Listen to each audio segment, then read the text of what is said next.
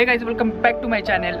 आजच्या ब्लॉगची सुरुवात मी माझ्या शेतापासून करते. शेत निसर्ग म्हटलं की माझ्यासाठी खूप जवळची गोष्ट आहे, कारण मी शेतकऱ्याचा मुलगा असल्यामुळे माझं लहानपण वगैरे ह्या मातीतच गेलेलं आहे, ह्या निसर्गातच. आणि आजच्या ब्लॉगमध्ये आपण झाडे लावणार आहेत आणि माझ्या काही जुन्या आठवणी असतील ते झाडांसोबत असो या शेतासोबत, ते मी तुमच्यासोबत व्यक्त करणार आहे.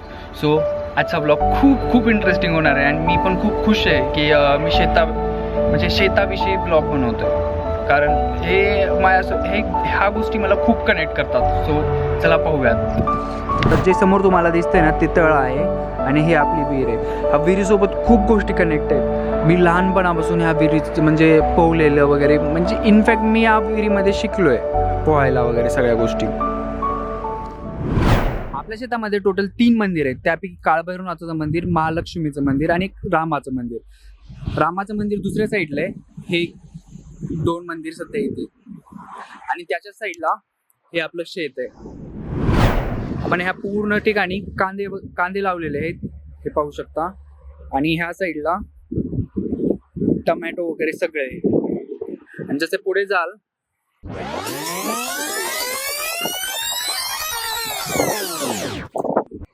आय गेस हे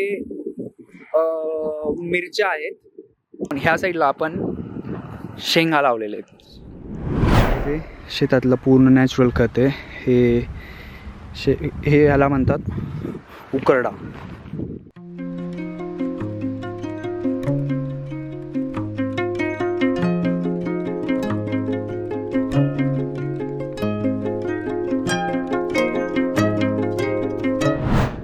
सगळे खड्डे पाण्याने भरून घेतलेले आहेत आणि हे सुकल्यानंतर आपण इथे झाडे लावायचे सगळे.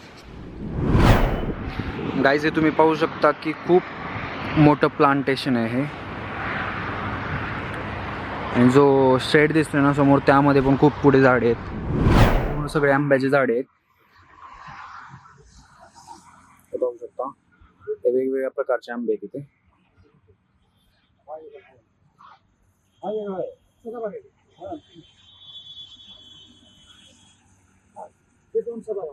त्यामध्ये नारळाचे, आंब्याचे आणि सीताफळाचे आणि ग्रीन टी वगैरे अजून 1-2 व्हरायटी आहेत.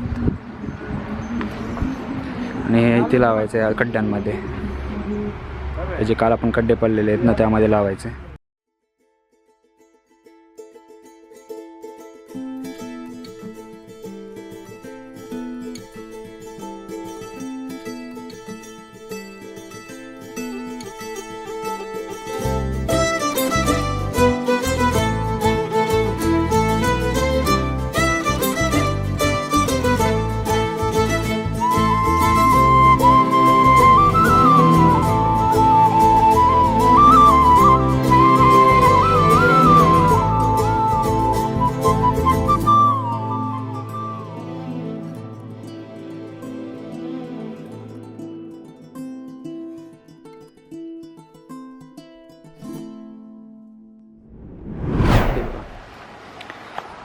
आणि असे झाड आपल्या पैसे खाली पण आहेत.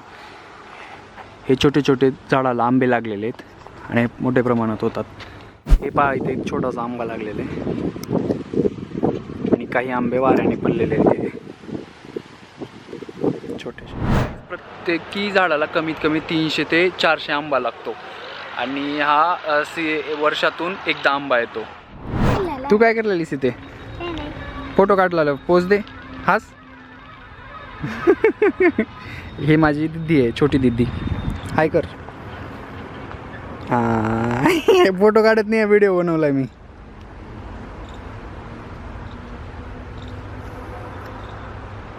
व्हिडिओ करण्याला कशावर टाकू? यूट्यूबवर नाही टाकत मी, यूट्यूबवर थोडी आहे. असंच मी व्हिडिओ बनवतो.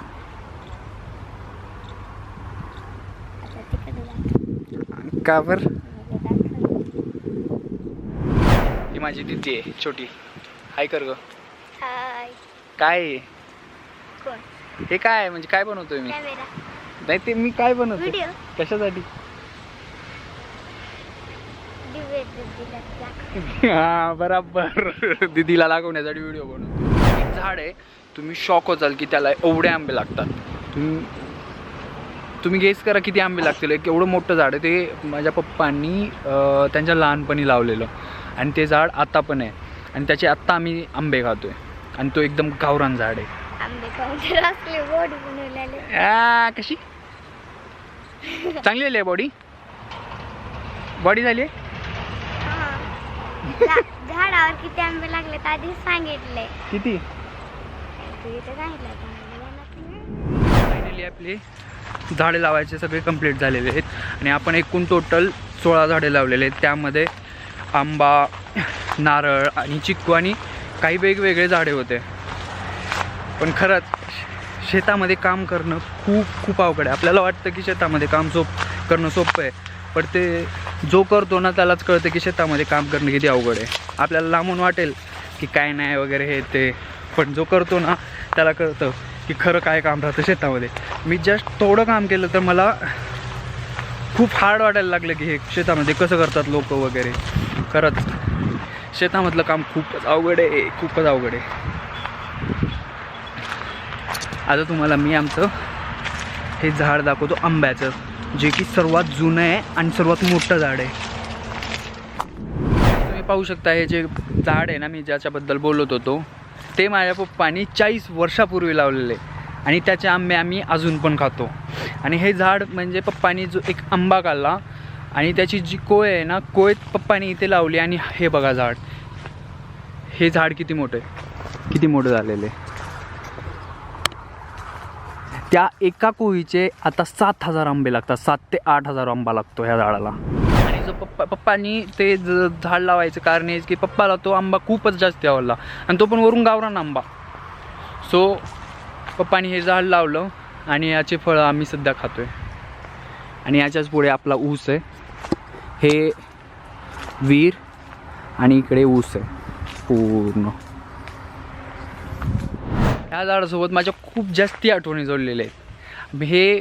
हे झाड आहे ना माझी जन्माच्या अगोदरपासून आहे. मी ह्या झाडावर चढलेलो आहे, खूप मजा केलेलो आहे. खूपदा पडलेलो आहे ह्या झाडावरून. हे जे फांदे आहे ना इथून पुन्हा हे वरपर्यंत चढलेलं, सगळ्या खूप जुन्या आठवणी आहेत. मग बहीण भावांसोबत खेळणं, मज्जा मस्ती करणं, लपानछुपाई. आम्ही ह्या झाडावर म्हणजे शिवणाबाणी खेळायचं. शिवणाबाणी म्हणजे पकडाई खेळायचं. सगळेजण कोणत्या टोकाला जायचं, कोण दुसऱ्या टोकाला, पूर्ण ह्या झाडावर आम्ही शोधत बसायचं एकमेकांना. आमच्या लातूर भागामध्ये खूप जास्ती प्रमाणात ऊस, सोयाबीन, तूर वगैरे हे खूप जास्त प्रमाणात पेरले जाते आणि सर्वात जास्त लोक सोयाबीन आणि ऊसावर जास्त भर देतात. बाकीचे भाजीपाला वगैरे सगळे करतात ज्याच्याप्रमाणे, पण ऊसाचा आणि मी जेवढं बघितलं ना लातूरमध्ये ऊस, सोयाबीन आणि तूर ह्यावर जास्ती भर राहतो. शेतात फिरायला अशी खूप मजा येते. ते बघू शकता हा जो रस्ता हे आणि हे झाडांचं आवाज. छोटे छोटे रोप दिसते ना हे ऊस आहे.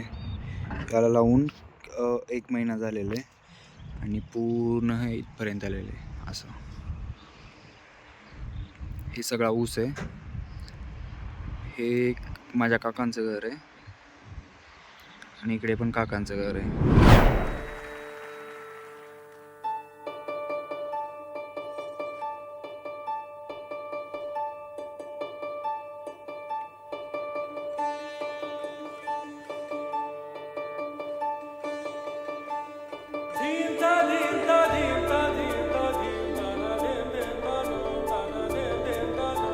गाईज हे रामाचं मंदिर आहे ज्याच्याबद्दल मी बोलत होतो.